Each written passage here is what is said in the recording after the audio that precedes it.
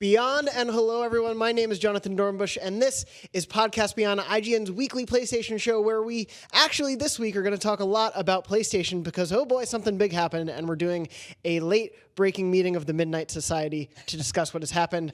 It's so breaking, in fact, that I unfortunately wore a Nintendo shirt today. It is the Luigi's Mansion shirt for a spooky shoot I have coming up. So, sorry, Shuhei. Maybe that's the Ghost of Tsushima. No, Andrew, let us know if that's true. Of course, though, we're here to talk about The Last of Us Part 2, but before we get into that, I am joined this week, again, by Brian Altano. Rap. Lucy O'Brien. Hello. And Max Scoville. Deja vu. And a very special guest, Peppers. Peppers is here. The dog. Pepperino. Peppers, how do you feel about the delay? What's his voice? He thinks it's rough. Well, of course, besides all of the dog puns that are probably going to come over the next rest of this episode, I love that we were able to get everyone together twice in 1 week. Naughtier and naughtier. You naughty dog. We're going to be talking, of course, about Max, do you have one? I felt like I was going to say, we got titular studio mascot, Naughty Dog, here. We are, of course, meeting to talk about the fact that The Last of Us Part 2 has been delayed. It got a February 2020 release date just a month ago. I think literally a month today as we're recording. I was at the preview event for the game. And then they announced the release date on September 26th. For a February 2020 release. Now they have confirmed it is actually going to be released on May 29th, 2020. Neil Druckmann wrote a letter that I just am going to read briefly on the PlayStation blog. He wrote, after mentioning the release date change, I know. It was just about a month ago when we had our big blowout for the game, letting media play over 2 hours of it, along with debuting our new story trailer and revealing the release date. The positive response we saw from our community was overwhelming. You can feel the energy among the team members after working on something for so many years. It's invigorating to get a glimpse of validation for all the hard work. However, it was during the last few weeks as we were closing out sections of the game that we realized we simply didn't have enough time to bring the entire game up to a level of polish we would call Naughty Dog quality. At this point, we were faced with two options: compromise parts of the game or get more time. We went with the latter, and this new release date allows us to finish everything to our level of satisfaction while also reducing stress on the team. While we're relieved that we won't have to compromise on our vision, we're disappointed that we weren't able to avoid this exact situation. We wish we could have foreseen the amount of polish we needed, but the size and scope of the game got the better of us. We hate disappointing our fans, and for that, we're sorry. We hope you understand that this additional time ensures that The Last of Us Part 2 lives up to our collective ambition as well as our commitment to the highest levels of quality. We know the extra few months will add to what may already be an excruciating wait for all of us. We are grateful for your patience and continued support. Come next May, you will finally rejoin Ellie in The Last of Us Part 2. Neil. So with that statement, I wanted to, of course, open up to all of you and ask how you feel about this delay. I did want to point out one thing for me that's really great about this statement is mentioning the fact that this is both to polish the game and make sure it lives up to quality, but also to reduce stress on the team. Right. Yeah, I think that is like so healthy that sentence was included. And that, you know, we're seeing that from this caliber of a studio where people are actually going to turn around and pay attention. It's super important to avoid crunch where you can, and I just think that was the best sentence in that whole statement. I also think that this is a pretty par for the course delay. I'm not worried about it at all. I think it sounds like it's going to be best for the game. It's going to be best for the team. It's a healthy delay. There's a difference between a healthy delay and then a series of unhealthy delays. A lot of people are sort of like, oh, this is a bit worrying. And it's like, no. This is completely fine. This is not a Duke Nukem Forever scenario. Right. This is a small delay in order to polish the game rather than a series of studio mishaps and disastrous comical errors, which was the story of This could be a Duke Nukem Forever scenario if this continues to happen for the next decade. Yeah. I hope they're adding a mechanic where you can pick up your own feces. Yeah, that was, I think, one of the defining things that have been missing in Naughty Dog games. Yeah. Crash had real bad like you said, I think the conversation that's happened around crunch over the last few years has been a lot more significant than I think most people gave it credit for. I think the average gamer sort of looked at that and they were like, well, this doesn't affect me. Everybody has a hard job. And it's like, you're right, you do. And that should be addressed at your place of work as well. If there was an industry dedicated to covering what you do for a living, hopefully those issues would come up quicker. But the fact that this conversation's come up so often, and it came up with Red Dead, it came up with, even since the start of this generation, that game Rise was one of the first things I remember seeing on Xbox, where the studio tweeted out, We've ordered like over 400,000 pizzas for everybody to eat late when they're working on our game, and everyone was like, "That's not cute. That's bad. Like you should scope your project better so it doesn't happen like that." So if this means that the people working on this game can go home and see their families and husbands and wives and kids and pets, great. Like if this means that this game is a catastrophic disaster, I doubt it. So I think this is definitely a positive thing. The interesting part of this is that this means that Sony doesn't have a significant Q1 game, period. They do not have a single first-party game that we know about. So they not first-party. They do.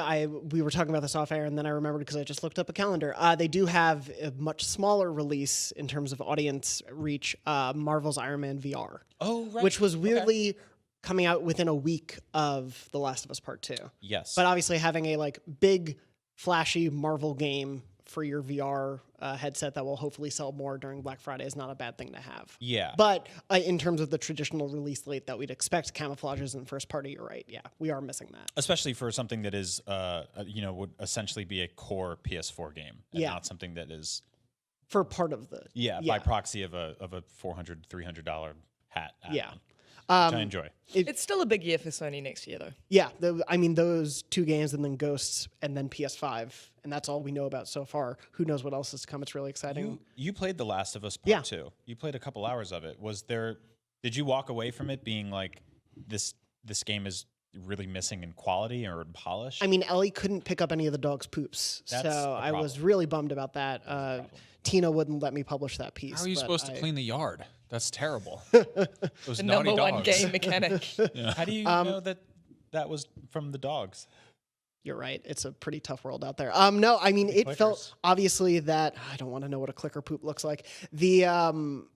Obviously that was meant to be a slice of the game that they polished up for us to play, certainly. But even with that in regard, it felt pretty well polished. Like if I was playing that on release of a game, I really wouldn't have batted an eye. It ran really well.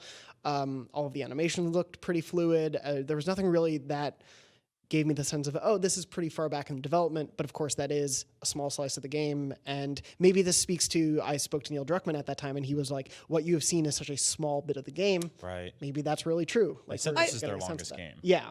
I think it's also worth mentioning that, of all major studios, Naughty Dog, in my mind, is kind of known for that extra level of polish. Like, I've never played a Naughty Dog game that's a bit janky or a bit broken in one section. It always, no matter what you think of the story or the pacing or any of the other things you might want to criticize, it's always like their games are always at the utmost level of polish. And so I think for Neil and the team, they're probably polishing stuff that we wouldn't even think of. Like this is, for them, it's that sort of 1000% thing.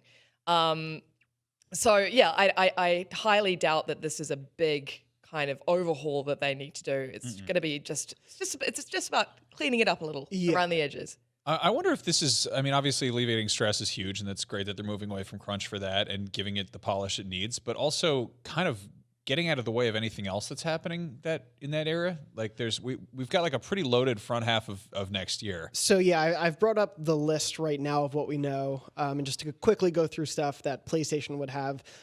January will have Dragon Ball Z Kakarot.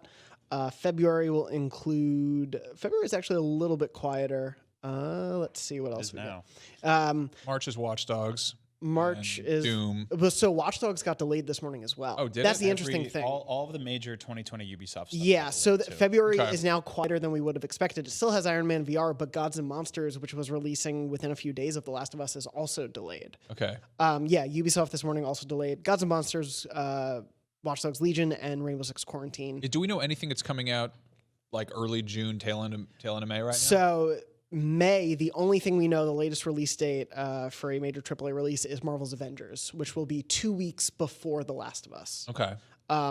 Right now, April, basically the second quarter of the year is Cyberpunk in April, then Marvel's Avengers in May, and now The Last of Us Part 2. This seems smart because you do get the stuff that was sort of the holiday window that gets pushed, and more we're seeing that kind of bleed over, like we're talking about right now. Yeah.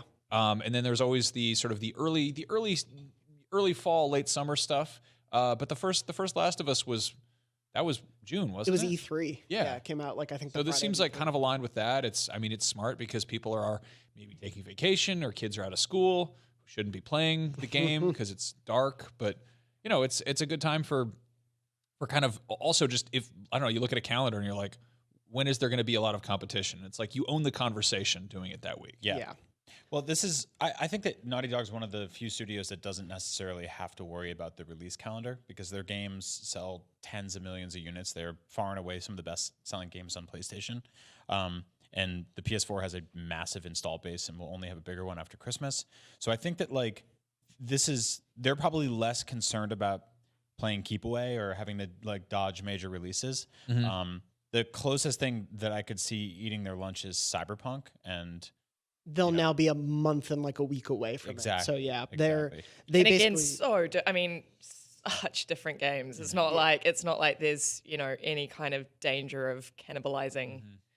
Yeah. But for people who are like maybe limited on budget, I can see like see, which like maybe in a month I can buy one game. I get that, and Naughty Dog is no stranger to delays. They Uncharted 4 was delayed I think twice. And it had including this very small like 2-week delay where basically they had to be like, hi, us again.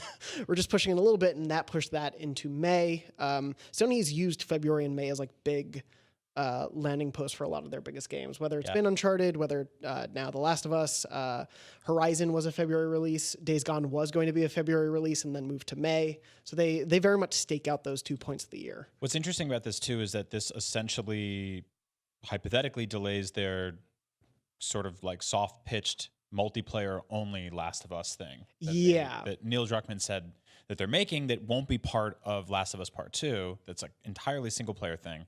But they said, we are going to make a multiplayer thing. Did they say anything that it was a Last of Us game? No. They just said we know sort of that implied because it was all within that conversation. Naughty Dog said we know the work we've done with the factions and how much you love factions. They've like very specifically said that, and they were like, "We're excited to show you our work." It very well may not be a Last of Us thing, though. I think it can't hurt to be like the Last of Us : factions to help give it a boost. Yeah, I'd be floored if they didn't spend the last 5 years working on these assets just to like pivot and do something that's completely different than The Last of Us. I think that like that brand name has a ton of appeal. People played a lot of the multiplayer game the last time around. But yeah, this unless like they're going to release this even closer or something like that, or have a simultaneous release for it, and that's why the delay is there. But I doubt it. I think that multiplayer thing, I'm still holding on my theory that it's a PS5 experience that we're going to get a little bit down the line. But I did want to ask, because you were talking about, this sort of implies some soft delays. I do want to talk about what this means, since we all seem to, not mind this being delayed, but what this means in a larger context for Sony next year, and starting that off with Ghost of Tsushima. That game from Sucker Punch hasn't gotten a release date yet. We just know we're sort of expecting it next year. Sony has reconfirmed in the past, a couple times it is a PS4 game, so we know we're getting it for PS4. But assuming it was coming out after The Last of Us Part 2, now The Last of Us Part 2 is coming out in May. Where can Ghost land, knowing that PS5 is also coming, let's say, safety guess is November. Right. That puts Ghost kind of in a hard spot where it has to be in between those two games in months where traditionally bigger releases don't come out, and also anticipate a new console launch. So what do we think about? Well, it's in a tricky spot if it's not crossplay. Because if there is a PlayStation 5 Ghost of Tsushima, then it kind of doesn't really matter if it launches right up against the PlayStation 5, obviously. Right. But yeah, you definitely don't want to release it in June, July. I think too close to The Last of Us is just kind of like unfair to Ghost. Like, it is really unfair because this is, again, one of Sony's prestige titles, and it needs to occupy its own space. It's in a tricky spot now. I mean, October, maybe. You think? I don't know. That feels so crazy though, because it's like, why would you buy a PlayStation 5? Like, seriously? Because you want a new PlayStation. I guess. I mean, I feel like there's a small group of hardcore people that will buy every console at the beginning, right? But that's not how you make money. Like, you need to get a much bigger strategy and get a much larger audience. If you look at something like the Wii U, when you watch the first few months of sales roll in for that thing, you're like, oh, it's gonna be all right. It's like, no, it wasn't. That was just like specifically hardcore Nintendo fans who buy everything. Just like hardcore PlayStation fans, we'll all buy a PlayStation 5 when it first comes out, right? Like, obviously. And I think a lot of people listening to the show will. But the average casual person is going to look at that and be like, there's so much life left on PS4. If they're putting out AAA first-party exclusive games a month before the launch on the previous system, that still shows how much power that thing and how much life it has left in it. Like, why go buy a PS5? Right now, I have no idea why anybody would buy that thing on day one, aside from it's shiny and new and we feel empty inside, which are all valid. Which are all very valid. Which will be the reason. We've all been there. Yeah. This feels like a distinctly weird console generation. Yeah. Just because everything is still so, I don't know, still so sort of cutting edge in the tail end, and we're like, well, we're pretty content. You know, everything's connected to social media. The online stuff works. There's a huge library. We're getting, I mean, you can, you know, get streaming games and stuff on there. There's all sorts of like, I don't know what the big leap is, you know? Yeah. But are they going to be like, oh, here's Ghost of Tsushima. It's got twice as many leaves. You're like, wow, look at that go. Because presuming like backward compatibility is there for all Sony first party games, you'll be able to play Ghost on your PS5. And if they're not doing a PS5 version, you can play it there, but it's not a PS5 game. Right. So Do you think we'll see a bunch of stuff where it's like pre-order now and get the PS5 version for half price or something like that? Like some weird like, are they going to charge for upgrading? that, but like when you have backwards compatibility, like what's what are you paying for really? Like an HD texture pack? Like 8K leaves? I mean, I think Less loading? Like, we are all laughing about the leaves and stuff, but like They're cool. If any They're very good game leaves. if any game would be suited to the PS5 of all of the Sony announced games, Ghost it would be is- Ghost. Like because it is such a beautiful. I saw when it first debuted at E3. It's such a beautiful game. I think when it It's debuted, stunning, and it rely. I mean, what their marketing so far is a lot of it is the look of it. yeah. And the textures and the fidelity of it. the fidelity, the graphics, like that is such a selling point for that game. And so for me, you know, I would want to play the PlayStation 5. I feel like that that's should fair. be their flagship launch game. Right. It should be, Like- but But they have to still release, I think, on PS4. Yeah. Like, I think to ignore the 100 million people who have a PS4 who are expecting to be able to buy this game, to be like, sorry, you can't anymore. So I would say the big thing missing in this conversation right now, and in all of everything we're doing and everything the audience is dealing with right now, is we don't know what the next gen consoles are going to bring to the table that make them such significant leaps outside Leaves. of loading times and leaves. Damn Loading times leaves. and leaves. And so without big knowing Ls. that, it's really hard to say like what deserves to go there, what should launch there, what it'll cost. we can make a casual estimation that games will look better on it. Yeah. Yes, yeah. I think like Last of Us and Ghost of Tsushima will probably run better on a PS5, whether that's loading times or a locked resolution or something. Obviously, the devs will have to put in certain work for that stuff, but I think that will allow for those things. Yep. So I don't know what they could do to like upsell you for a PS5 version, but assuming it comes out still on PS4, has to fit in between May and let's say November. Lucy, you're thinking October? Yeah. Max and Brian, where do you think Ghost might land as of right now? God, September, August. Here's the thing that sucks. You can't launch a AAA first-party PlayStation exclusive game without also doing a console bundle with it, which means you are telling people front and center, buy a PS4 the day this game comes out. They always do that, though. Yeah. They always do that. They frequently, you'll see bundles where it's like, oh, yeah, GTA 5, I get it now, but and then it'll be like, instead of the newest version of the console out there, it's always like last year's model. Yeah, you know? yeah. But We've weird seen that plenty of times. Imagine buying a PS4 in May of 2020, and then November comes along, and you're like, time to trade this in for a PS5. I think some people will, like, not the people who are probably reading IGN every day, but people who might just be going shopping for a birthday gift or something like a graduation gift. They're gonna have a In great May, time, people will too. do that. Yeah. Maybe I don't this. know. We have our heads up our asses. Maybe Like, we don't this- know what we're talking about because we know specifically too much what we're talking about. Like we're too close to this. You got to kind of take a step back and be like, there are plenty of people out there who, you know, they don't feel compelled to run out and get a brand new console. the second it gets announced. You, Yeah, you no, let that's it breathe exactly a what I'm little saying. bit. Yeah, yeah. And maybe this I is think the they're time. cannibalizing themselves. Like- Maybe this is the time to launch the PlayStation 4 Pro Slim Yeah. that we were talking about last episode. Yeah, That's right. No, That would that's kind true. of be perfect timing. It would be good for that. I mean, just on the note of like, there will be an audience for people buying PS4 still. Wario64 tweeted earlier, not confirmed, but probably a good bet, that the PS4 Holiday Bundle will include The Last of Us Remastered, God of War, Horizon Zero Dawn Complete Edition, and the like most recent PS4 Slim Edition. That's bonkers. That's great. Do we have any idea how much something like that would cost? No. That's insane. They were selling Spider-Man and a PS4 Slim for I think $200 last year, so Yep. my guess would be like $250. Yeah, they cleaned up with that. God, I want to buy one, and I have both those things. I don't need that. That's just a great bargain. Yeah. It's a good deal. Well, I like savings. value. well, and especially if I you like PlayStation, Spider-Man, value. like if you haven't owned a PS4 yet, and maybe you have just PS3, you probably didn't get The Last of Us Remastered on PS Plus. You obviously haven't played Horizon. Like, Yep. there's so much value in that, and there is an audience for that stuff that people will, still be buying PS4s next year. Yeah. But yeah, it's a weird case. I personally think the best middle ground area would be late August, early September. Early September is where they launched Spider-Man last year. That's kind of. I think August is a safe bet. Late August. And then late August is where Batman Arkham Asylum first launched. And obviously it's a very different game, but like in terms of a very AAA anticipated game, it still sold super well. Yeah, I'd be interested in looking at sort of like a history of the furthest you can possibly push a console swan song before the new systems come out. It's also such a big, huge FU to people going back to school.